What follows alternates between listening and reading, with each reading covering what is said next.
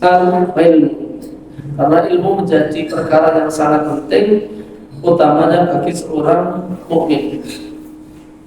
Wal ibadatu, dan ibadah, ini juga pengamalan daripada ilmu. Wal ibadatu, ibadah, walaupun ibadah ini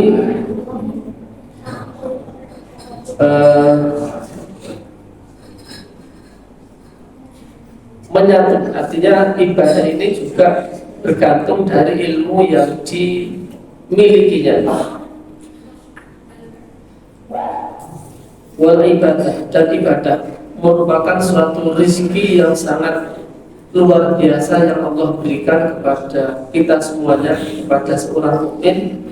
Karena seseorang yang diberikan ilmu, kemudian diberikan juga taufik untuk bisa melaksanakan ibadah sesuai dengan ilmu yang dimilikinya, suatu rezeki yang luar biasa. Dan ini salah satu bentuk kesempurnaan atau salah satu bentuk kesentosaan di dunia ini.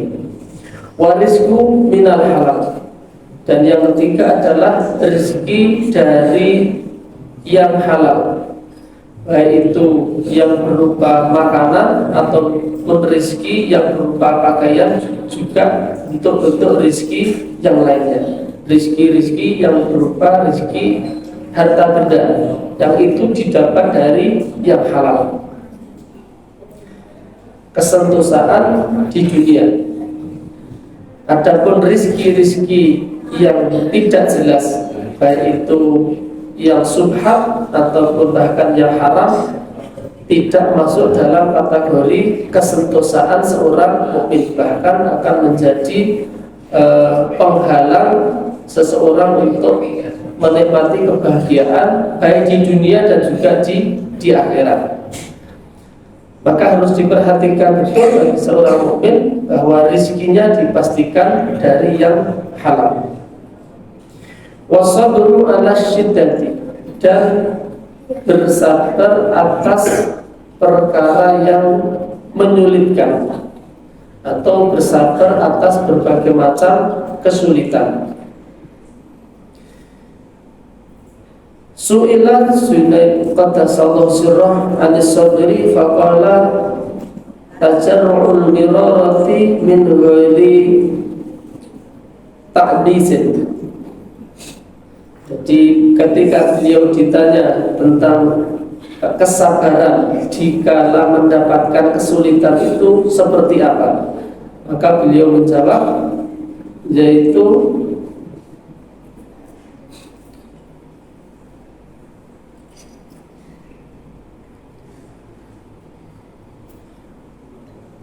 tidak menjadikan merenggut ketika mendapatkan kesulitan, menghadapinya dengan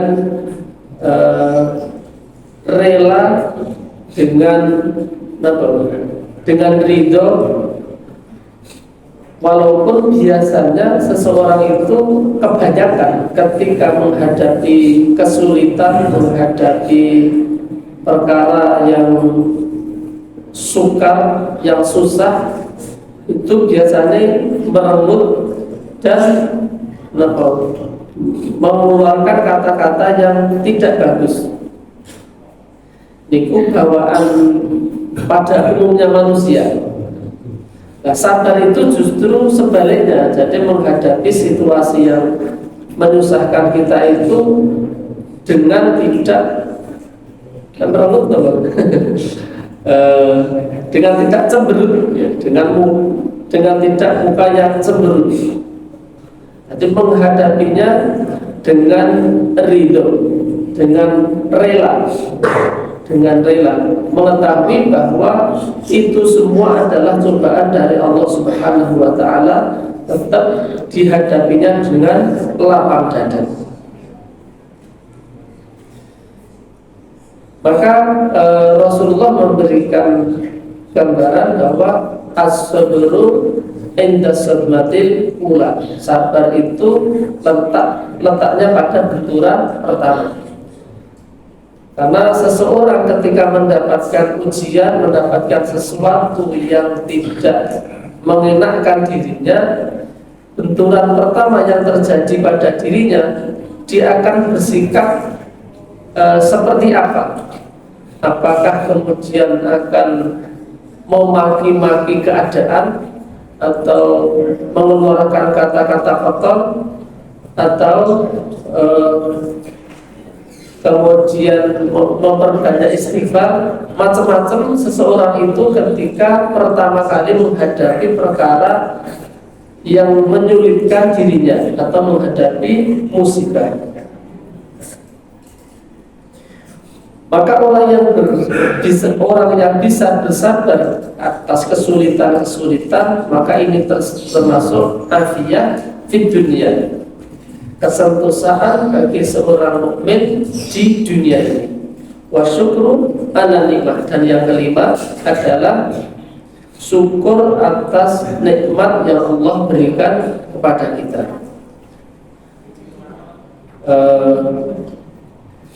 Bersyukur atas nikmat ini didatang dari hati, kemudian diucapkan dengan lisan, dan juga direalisasikan oleh anggota badan, ataupun kalau bentuknya harta ya dengan harta kita. Jadi orang bersyukur itu yang paling utama adalah datang dari hati juga, merasa senang dengan pemberian Allah Subhanahu wa Ta'ala. Terkadang sifat manusia yang rakus dan serakah itu akan susah untuk bersyukur terhadap nikmat-nikmat yang dia anggap biasa-biasa dan dia anggap sepele. Padahal kalau nikmat itu dihilangkan, maka dia akan merasakan kesusahan yang luar biasa. Misalnya saja nikmat bisa melihat, kita menganggapnya itu nikmatnya biasa-biasa saja, karena semua orang dipikir juga bisa melihat. Jarang sekali seseorang itu mensyukuri nikmat mata. Padahal nikmat mata ini kalau kemudian Allah kurangi, maksudnya agak rabun gitu saja, masih bisa melihat cuma nggak jelas, itu baru nanti akan dia rasakan ternyata nikmat bisa melihat dengan jelas itu luar biasa nikmatnya. Kenapa selama ini tidak saya pergunakan untuk kebaikan? Membaca Quran sulit, melihat yang baik-baik susah. Jadi merasakan nikmat atau mensyukuri nikmat dengan merasa senang di dalam hati atas nikmat-nikmat yang Allah berikan kepada kita. Nikmat bisa bernafas dengan lega. Kita akan bisa merasakan hal itu ketika kita pernah merasakan bagaimana sesak nafas. Soalnya kalau pun merasakan sendiri bagaimana sengsaranya ketika seseorang itu merasakan nafasnya sesak, seakan-akan kematian itu begitu dekatnya.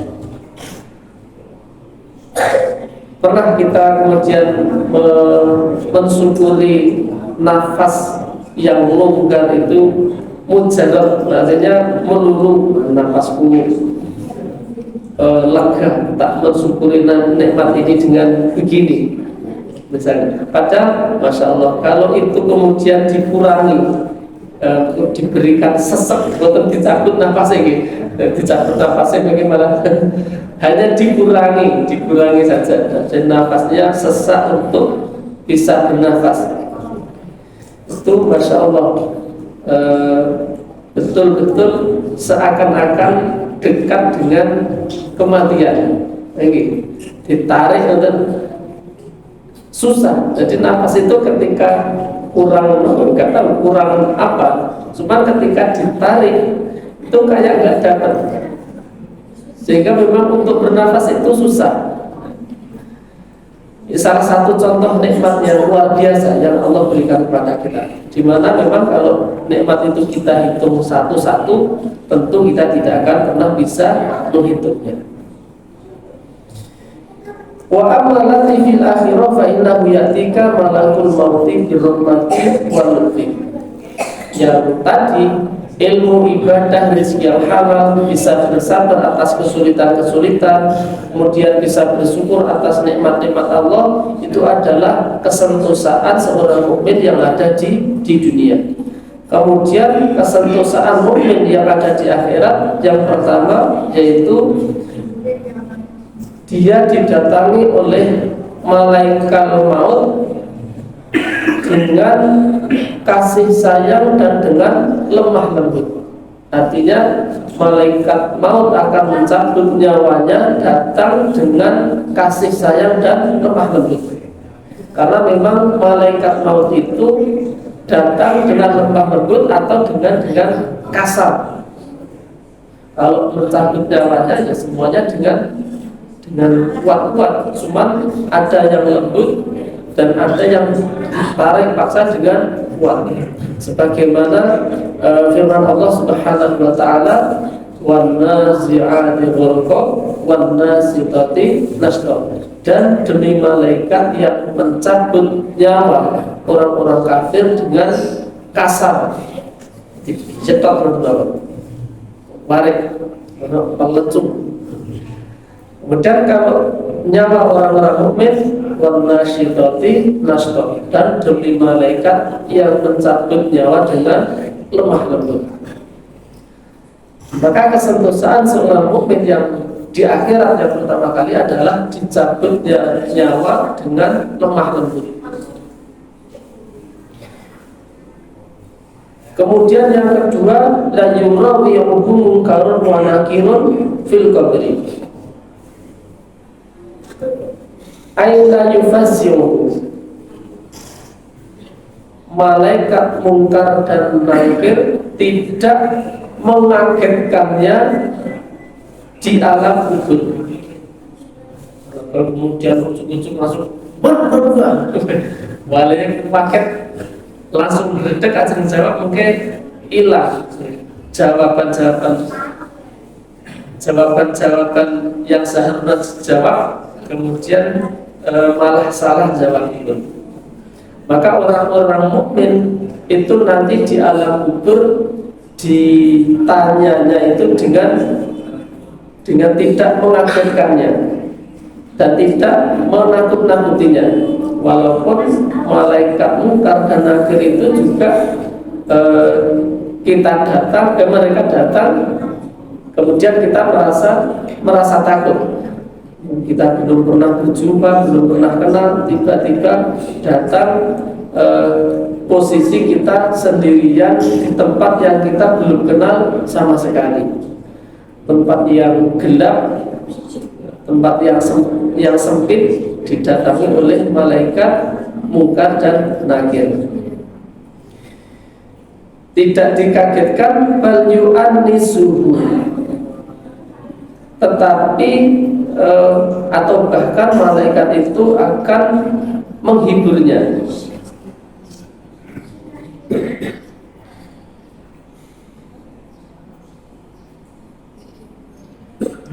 Wa itu yakunu aminan fi waqtil fazail akbar. Dan kesentosaan yang ketiga yang didapat oleh seorang mukmin adalah dia merasa aman pada waktu terjadi kegoncangan yang dahsyat,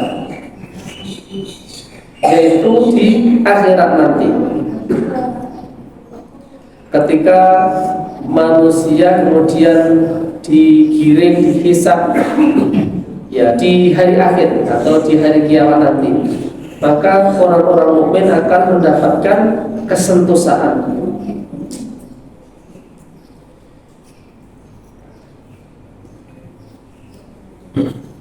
Di mana orang-orang kafir semuanya digiring menuju neraka, kemudian ditutup pintunya setelah pintu-pintu neraka ditutup, mereka menjadi putus asa. Artinya orang-orang kafir itu putus asa untuk bisa keluar dari neraka. Wahina yudbahul mautu fi surati kafsin amlaha bainal jannati wan nas wa yunadi munadi ya ahli nar khuludun bila mautin fayayasu ahlun nari minal khuruji minha. Dan di mana pada hari itu nanti al-maut, jadi maut itu akan disembelih dalam bentuk kambing. Jadi maut itu adalah makhluk juga, di mana ketika maut itu disembelih maka tidak akan ada lagi namanya kematian.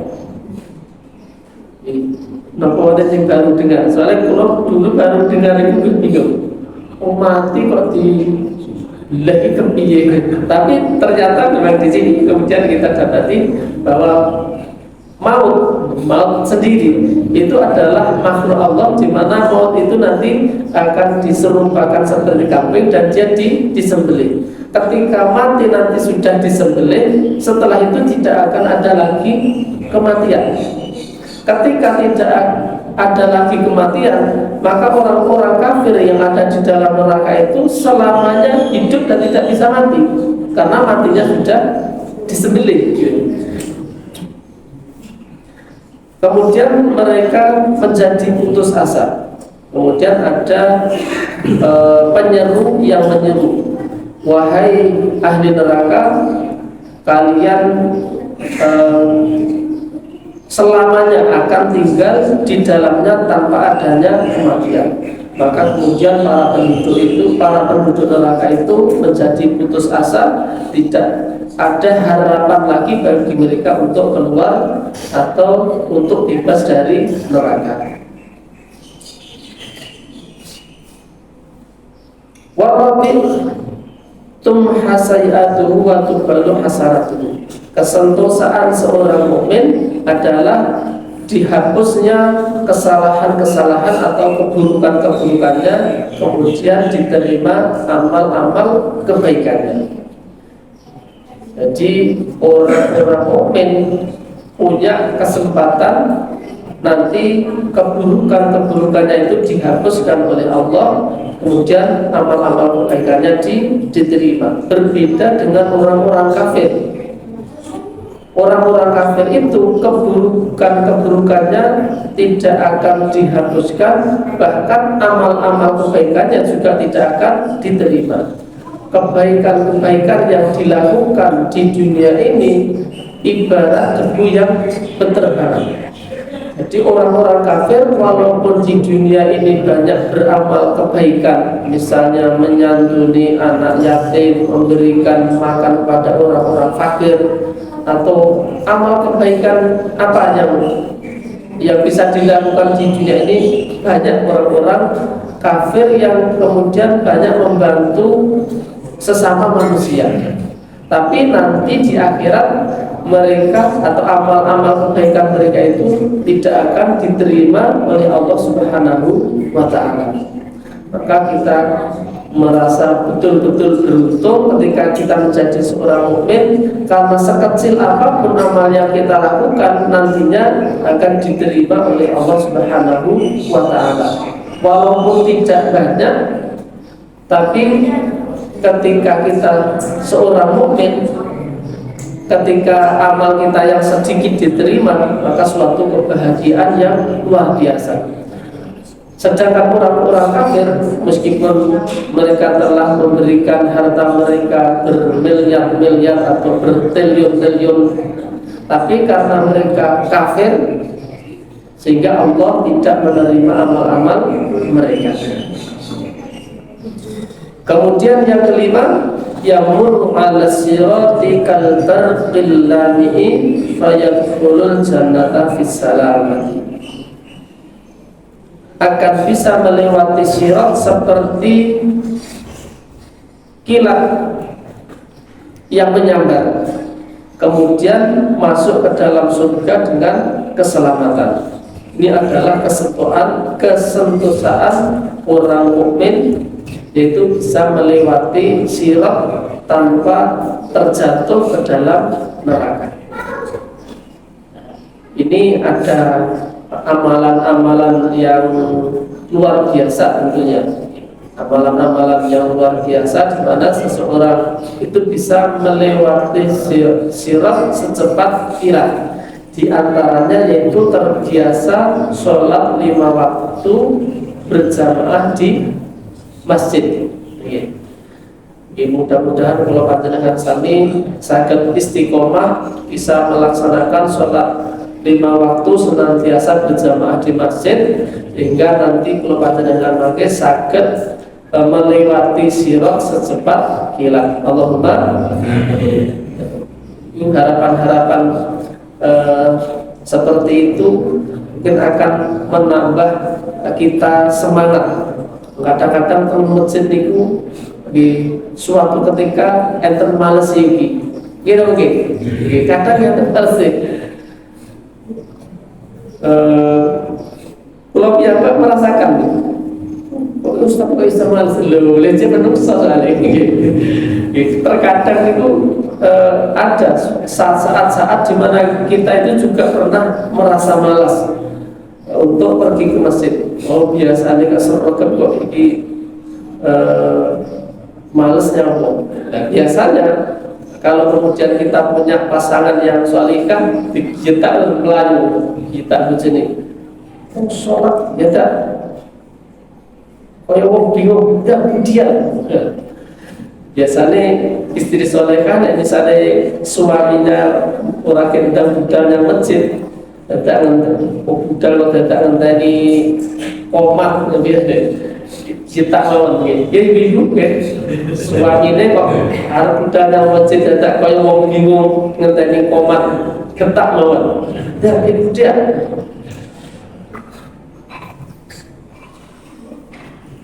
Niki sepatu sebagai sakit tinggal melewati sirat dengan secepat kilat. Selanjutnya makalah yang ke-11 itu dari Abdul Fadl rahimahullah ta'ala. 10 nama Al-Quran. Ini satu bab, kemudian ini satu bab yang lainnya. Lanjutan dari bab tadi, tapi ini boten nyambung. Juga 10 tapi babe sanes. Niki 10 bab tentang nama-nama Al-Quran. Abdul Fadl rahimahullah berkata, Al-Quran Allah menamakan dengan 10 nama. Walaupun kalau kita hitung sebetulnya lebih dari 10 nama. Di sini Abu Fadl mengutip atau menjelaskan 10 nama lain daripada Al-Quran. Yang pertama Quranan, namanya Al-Quran. Wa Furqanan, kitab Al-Quran juga dinamakan Furqan.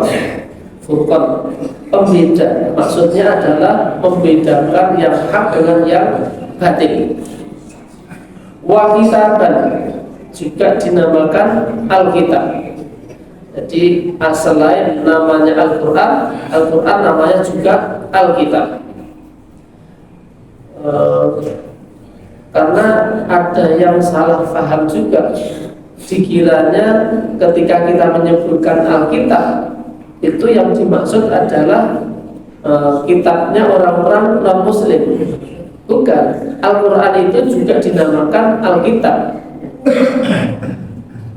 Walaupun nama Alkitab itu biasa digunakan oleh orang-orang non-muslim. Mereka menamakan kitab mereka dengan Alkitab. Tapi Al-Quran itu dinamakan oleh Allah Subhanahu wa Ta'ala dengan nama juga Al-Kitab.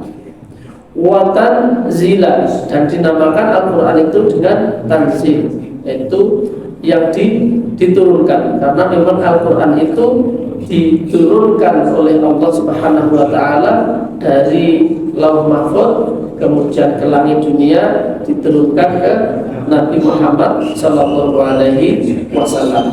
Hingga Al-Quran dinamakan Tanzilan. Kemudian nama lain dari Al-Quran adalah Wahuda, Al-Huda atau petunjuk. Dan nama Al-Quran dinamakan Al-Huda, petunjuk, karena memang Al-Quran sebagai petunjuk menuju keselamatan. Wa Nur, dinamakan Al-Quran juga Nur, cahaya, cahaya yang menerangi jalan menuju kebahagiaan. Wa Nur, cahaya.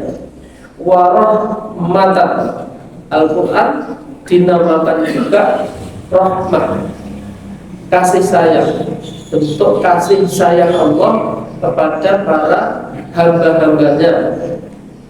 Jadi Al-Quran dinamakan juga rahmah. Wa syifaan, dan Al-Quran dinamakan juga syifaan, penyembuh, baik itu penyakit yang ada di dalam hati atau penyakit tubuh. Maka ketika kita mengambil syifa atau menggunakan ayat-ayat Al-Quran sebagai penyembuh, sarana untuk menyembuhkan kita, diwasani nopo kulhu falas anas nopo ayat-ayat yang lain niku sah, sah, karena memang Al-Quran sendiri adalah sebagai syifa. Jadi ayat mana saja yang kita gunakan sakit mawon, atau kemudian sakit Al-Fatihah, kita bacakan Al-Fatihah, kemudian ditiupkan ke dalam air, diminum, sah, karena Al-Quran sebagai syifaan. Waruhan, dan Al-Quran sebagai ruh. Niki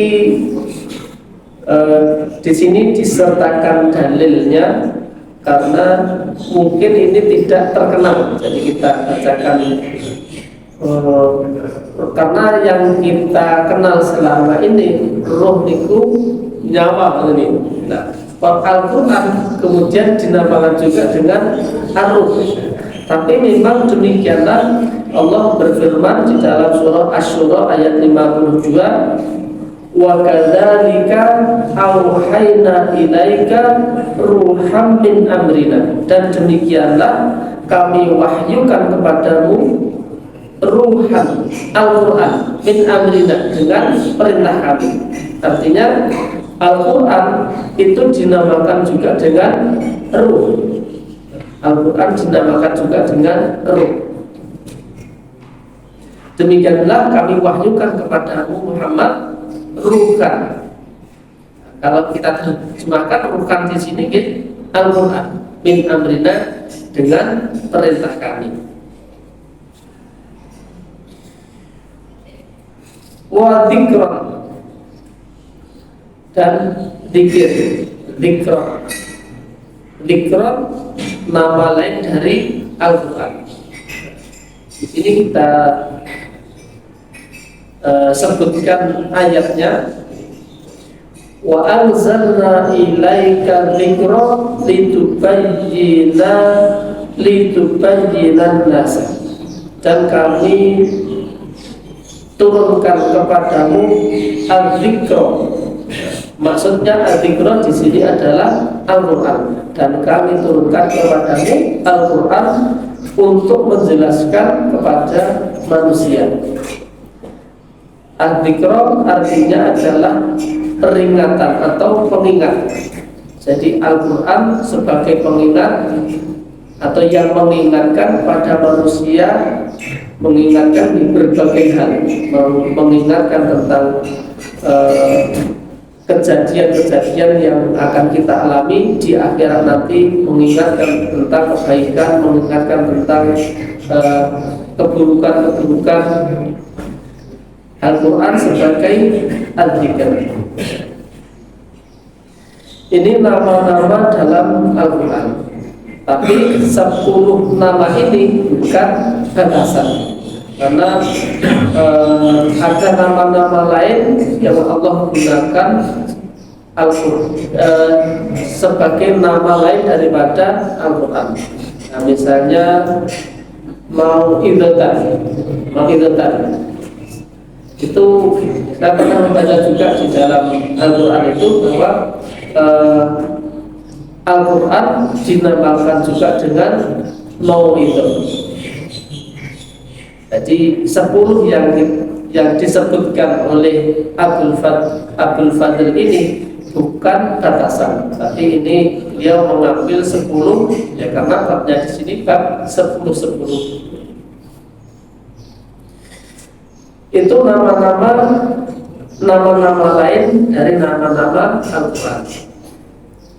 Kemudian yang selanjutnya sebuah nasihat dari Luqman Al-Hakim kepada anaknya.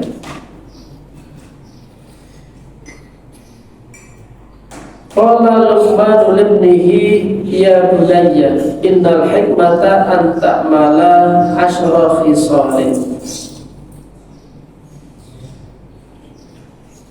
Wahai anakku, kata Luqman Al-Hakim, dia berkata kepada anaknya, wahai anakku, sesungguhnya hikmah yang hendaknya engkau amalkan itu ada 10. Nanti gunanipun atau fadilahipun akan ada di akhirnya. Cuman hikmah di sini beliau jelaskan dulu hikmah 10 yang hendaknya dilakukan oleh anaknya itu apa saja. Nah, ini kita bahas. Mudah-mudahan kalau panjenengan sami bisa melaksanakan hikmah-hikmah yang dijelaskan oleh Luqman Al-Hakim, salah seorang yang arif dan bijaksana yang Allah sebutkan namanya di dalam Al-Quran, Luqman Al-Hakim. Yang pertama, tuhyil qalbal mayyita, engkau menghidupkan hati yang mati. Engkau menghidupkan hati yang mati.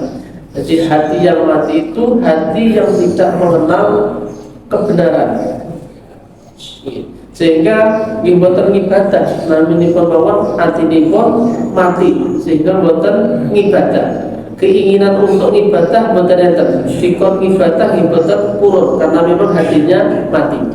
Nah, kalau kita bisa melakukan ini, artinya orang-orang yang tidak mau beribadah kepada Allah, hatinya mati, diomongi barang elek, suruh meninggalkan ngeyel, disuruh kebaikan ngeyel, karena memang dia tidak lagi bisa mengenal kebaikan dan keburukan, yang dikenal hanya uang dan harta benda. Maka orang-orang yang seperti ini, kalau kemudian kita bisa menghidupkan, maka ini adalah salah satu hikmah yang luar biasa. Oke, hikmahipun di belakang ya, atau fadilahipun di belakang. Yang pertama, tuhyil qalbal mayyit, menghidupkan hati yang mati. Yang kedua, wa tujalisul masakin, dan bermajlis dengan orang-orang miskin. Kalau kita ingin tempatnya sulit-sulit, ya kita sendiri yang masih tergolong miskin, duduk dengan orang-orang miskin bukan sulit. Tapi akan jadi sulit buat menawi kalau panjenengan sami, kalau kita nanti sudah jadi orang besar, misalnya jadi sidra bintang papat atau bintang 5, walaupun kayak lungguh-lungguh kalau tukang pizza ada pinggir jalan kan susah gitu, harus nyedak Nah itu atau jadi misalnya ya orang-orang yang punya pangkat tinggi, anggota DPR RI pusat misalnya, ya terus Arab duduk dengan orang-orang fuqara masakin, ya mungkin menjadi susah mungkin ya kalau sering kita ngalami jadi anggota DPR. Nah, waktu jalisul masakin ini suatu hikmah, nanti fadilahnya di belakang. Watataki majalisal muluk, dan juga takut untuk duduk-duduk dengan para raja.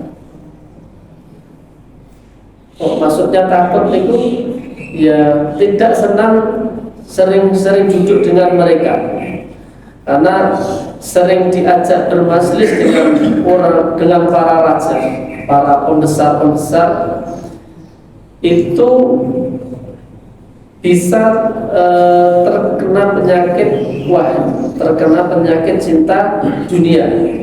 Misalnya dia pun kata kemewahan-kemewahan yang dia dapatkan, ajeng teng masjid nanti pun susah. Nah pemilih, nah itu buat ternyata asli kata beriki, katanya pulau terus panas-panas, orangnya aslinya anaknya kipas terus kemuposas. Itu bagi mereka yang sing kulino nganggi hotel bintang 5 misalnya, susah. Senengannya mereka ini bertemu dengan para raja-raja, di mana fasilitasnya semua tinggal kongkon sedaya pun nyedak ya mbak. Nah, tapi justru itu tidak dianjurkan. Sebaiknya kita itu menjauh dengan majelis-majelis yang seperti itu. Nek kula mau boten nate saya. Boten disuruh menjauh pun napa punangken. Wa tasyraful wadi'a, memuliakan orang-orang yang rendah. Ai tarfa'us sakitul ladzi la qimata lahu, mengangkat orang-orang yang terjatuh, di mana dia itu seakan-akan sudah tidak punya harga diri lagi. Orang-orang yang terjatuh, ya, orang yang mengalami nasib yang kurang beruntung sehingga hampir-hampir mereka putus asa. Nah, kalau kemudian kita bisa mengangkat mereka, memberikan motivasi, membantu mereka, kemudian untuk bisa hidup secara normal lagi, ini adalah satu hikmah yang luar biasa. Wa taharrarul aqidah, dan memerdekakan budak. Saat ini boten sah golek-golek budak, saat ini pun boten enten. Kemarin saya di pas kajian itu 24 tanggal kan Ustaz Hari. Saat ini kan ada perdagangan manusia. Kalau kita itu beli, apakah itu termasuk budak? Oh bukan. Lah kan itu kita beli juga. Wah bukan. Jadi budak itu nggak bisa seperti itu kemudian dinamakan budak. Jadi setengah ini guyon tapi tenanan ya. Misalnya ini termasuk budak, tuku sing wayu ngoten iki. Tapi ternyata bukan, gitu. Ternyata bukan budak, meskipun ada gitu. Perdagangan manusia sapi gitu. Wah, dia pikir berubah ya. Guyonnya kenapa? Guyonnya itu kadang manfaatnya tadi. Kan wonten mungkin sing tangkep wonten. Saya suatu ketika saya itu ditanya, tapi bingung juga. Wah, oh iya, dia itu katanya beli tapi setahu saya memang budak itu didapatkan dari perang, tapi ini kok itu pulau. Ternyata memang itu bukan budak.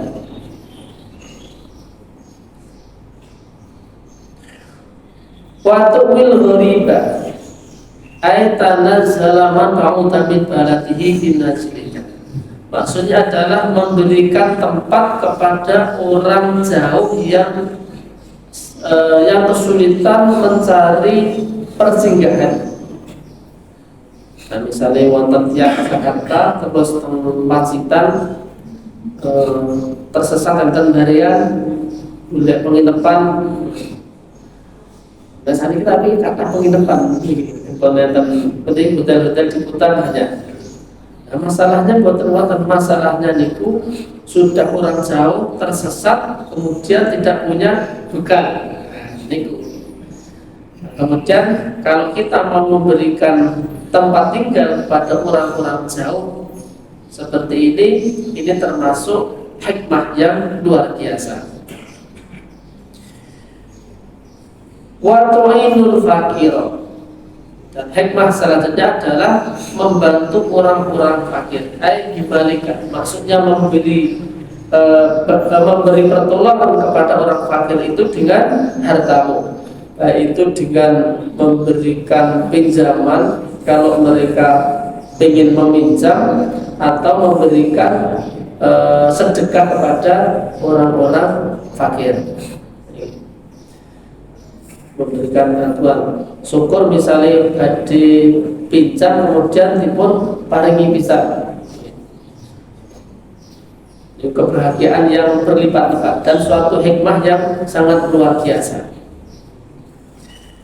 Wa tazidu li ahli syarafi syarafan, menambah kemuliaan orang-orang yang mulia. Maksudnya gimana? Maksudnya ya kita menghormati orang-orang yang mulia, sehingga kalau kita misalnya orang mulia menghormati orang mulia, maka kemuliaan orang yang mulia itu ya bertambah. Dihormati oleh orang yang mulia itu, kemuliaan orang mulia itu juga akan bertambah. Maka suatu hikmah juga kalau kita menghormati orang-orang yang mulia. Walis sajidi sudida, dan juga memuliakan orang-orang yang mulia, menghormati orang-orang yang mulia, menghormati tokoh-tokoh agama, tokoh-tokoh masyarakat. Ini termasuk hikmah. Wahia afdalu minal mali, semua yang disebutkan 10 di atas tadi itu lebih utama bagi kita daripada mendapatkan harta. Ini nasihatnya jadi Luqman Al-Hakim kepada anaknya. Kalau kau bisa melaksanakan 10 di atas tadi, itu lebih utama bagimu daripada engkau mendapatkan harta. Wa hirzun minal khawfi, dan hal itu nanti akan bisa menjadi benteng dari ketakutan. Wa'uddatun fil harbi, dan juga menjadi dan lebih baik, dan itu lebih baik daripada harta, lebih baik daripada benteng dari ketakutan, dan lebih baik dari persiapan yang diberikan untuk perang. Jadi kalau biasanya orang-orang itu kalau mau perang ada persiapannya. Orang-orang yang terhalang untuk perang itu biasanya memberikan memberikan hartanya, memberikan apa itu untuk dibawa ke dalam peperangan. Melaksanakan 10 di atas itu lebih baik dari hal itu. Wa bid'atun hina yurbahu, dan lebih baik daripada kita mendapatkan keberuntungan di dalam berdagang. Wahya syafi'atun hina ya'tarihil haul, dan 10 di atas itu nanti akan bisa memberikan syafaat ketika tertimpa atau ketika terjadi hari yang sangat menyibukkan manusia. Nah, kesibukan itu nanti akan digambarkan oleh Rasulullah SAW dalam sebuah hadis. Wahya daliluhu hina yuntaha bihil yakinu. Dan 10 di atas tadi akan menjadi petunjuk ketika datangnya kematian. Wahya sataratun hina la yastaruhu thawbun. Dan 10 di atas tadi nanti akan bisa menjadi satrah, menjadi penghalang ketika seseorang itu nanti di hari kiamat tidak ada perkara yang menghalangi dari auratnya. Hal itu sebagaimana disabdakan oleh Rasulullah SAW, tuhsyarun nasu yaumal qiyamati kufatan uratan itoshan syukara hayyara min ahwali yaumil qiyamati la ya'lamur rajulu bil mar'ati wa la ta'lamul mar'atu bir rajuli. Manusia nanti akan digiring oleh Allah pada hari kiamat dalam keadaan telanjang kaki, tidak pakai alas kaki. Uratan akan digiring dalam keadaan tidak berpakaian, telanjang bulat. Aitoshan dalam keadaan ngelak, haus. Sukar mereka dalam keadaan mabuk, bukan mabuk minuman tapi memang mabuk, mabuk minuman kados mabuk perjalanan. Hayyaro dalam keadaan mereka bingung saking ebuhnya, saking dahsyatnya hari kiamat, sehingga seorang laki-laki tidak lagi melihat keadaan perempuan dan perempuan juga tidak lagi melihat keadaan laki-laki. Saking ewuhipun meskipun sami udah ngoten niku mboten enten sing 15 sepuhnya sami sami repot dengan urusannya masing-masing, sami ribet saking terdahsyatnya kejadian pada hari kiamat. Juga dibayangkan kejadian-kejadian itu pernah ada di dunia ini, mboten. Karena enten napa enten dunia niki sak ewu-ewu enten dunia mboten enten ingkang madani nanti di hari kiamat. Niki 10 yang menjadi hikmah yang nanti akan sangat berguna bagi kita pada hari kiamat nanti. Mudah-mudahan kita termasuk orang-orang yang bisa melaksanakan hikmah-hikmah ini. Ingin menikah kalau tadi menghidupkan hati yang mati, bermajelis dengan orang-orang miskin, kemudian jauh dari majelisnya para raja, kemudian memuliakan orang-orang yang terjatuh atau orang-orang yang jatuh dalam kehinaan diangkat, kemudian memerdekakan budak, memberi tempat kepada orang-orang yang kehabisan bekal, orang-orang jauh yang tidak punya tempat, kemudian membantu orang-orang fakir, menambah kemuliaan orang-orang mulia, menghormati orang-orang yang mulia. Semuanya adalah hikmah-hikmah yang nanti akan memberikan kebaikan-kebaikan kepada kita di akhirat nanti, yang manfaatnya sangat luar biasa. Perkataan yang kita bisa bahas pada kesempatan pagi hari ini mudah-mudahan bermanfaat untuk kita semuanya. Ada kurang lebihnya mohon maaf yang sebesar-besarnya. Mari kita akhiri dengan hamdalah dan doa kafaratul majelis. Alhamdulillahirabbil alamin, subhanaka allahumma wa bihamdika asyhadu an la ilaha illa anta astaghfiruka wa atubu ilaik. Assalamualaikum warahmatullahi wabarakatuh.